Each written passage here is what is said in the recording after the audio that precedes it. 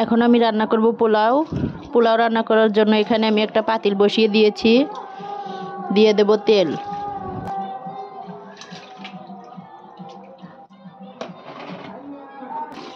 আমি 2 কেজি পরিমাণ পোলাও রান্না করব। দিয়ে দিলাম দারচিনি, তেজপাতা আর সাদা এলাচ। দিয়ে দিলাম কিশমিশ।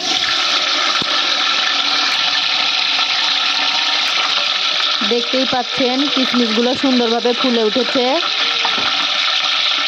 এখন আমি দিয়ে দেব পেঁয়াজ কুচি।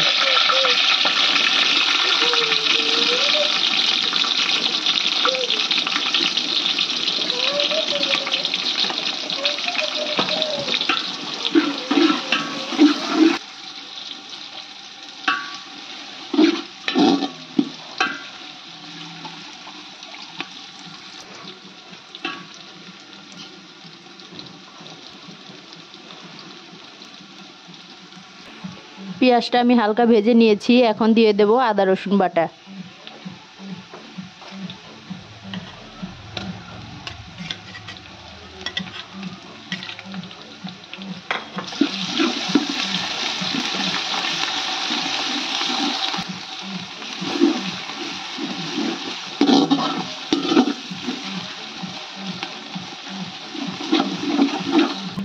এখন আমি দিয়ে দেব গরম পানি।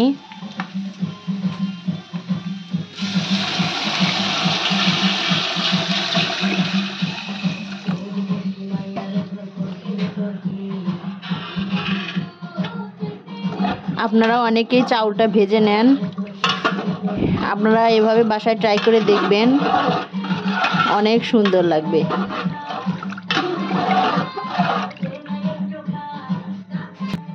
দিয়ে দেব স্বাদ মতো লবণ। দিয়ে দিলাম 1 চামচ চিনি। পানিটা বলক উঠে গেছে। এখন আমি চাউলগুলো দিয়ে দেব।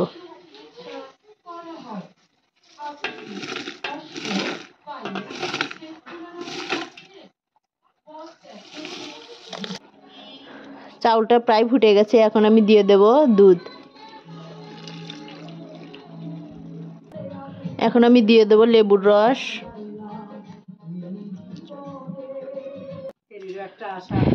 পোলাওটা হয়ে গেছে। এখন আমি দিয়ে দেব ঘি।